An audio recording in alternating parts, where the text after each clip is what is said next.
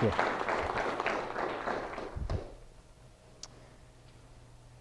If I could tell you about an organization that would change the social construct of men's health services, would you contribute $3?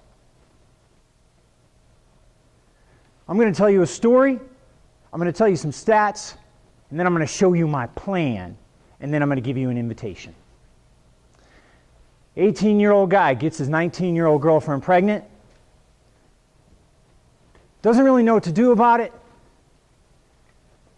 so he leaves her with the burden of the pregnancy because he doesn't know, and he does what most human beings when they don't know something and they're scared of it. They run away from it. Well, he's got a neglectful father, so he's nervous about talking to his father about it. So who does he ask? Where does he go that he feels comfortable with something as personal as that? Which I know everybody in the room is aware of some level of that. You were a child at once. You had a parent at once. And you might even be a parent now. Unintended pregnancies cost U.S. taxpayers $21 billion a year. Let that soak in for a minute. That's a lot of money, isn't it? 80% of unplanned births are paid for by public dollars. I pay my taxes, do you? Well, then you're paying for some of that because there's some confusion. Each pregnancy that's unplanned costs between $20,000 and $30,000 each. Some of you barely make that in a year. One. You know what's amazing though? A pack of condoms costs $3. My biggest belief, the best protection is education. Informing young men of our society how to handle their health, their sexual practices, and their children.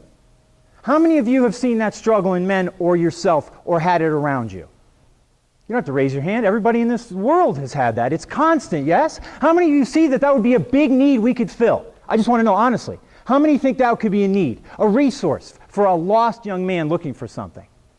And some of you are in denial. You think it's just an 18-year-old needs that guidance. No, there's some 30-year-olds, some 40-year-olds, right? A little confused, just got divorced, not sure what to do. I want to tell you about the first phase, initial startup. I want to rally people. I want to form the team. I want to build the social momentum. This is the plan I'm building. We need doctors, need admin support. I want to enroll some famous icons. If you know somebody who knows George Clooney, if you know somebody who knows Clinton, you know I'm all about it. Let's get some negative hype. Tell Trump about playing Manhood and get him all about it. It'll be huge in a day. And then you know what it'll take us to? Phase 2. The big phase. This is the one I want to really share with you about. I want you to imagine 6 mobile RV units going to places that maybe are hard to get to usually. Maybe some of those young men don't have access to it.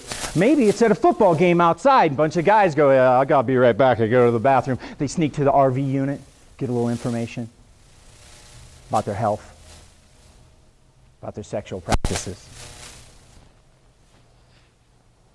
Then we want to take those services that are effective in the RV units and apply them to clinics. 16 multi-state clinics. Can you see it? By the way, just so we're clear, in states that are welcoming to the idea of a health clinic. Do you follow? You know what I'm saying? We're not out to be agenda. We're out to be of service to people. So when I bring it up, I want you to think in your life.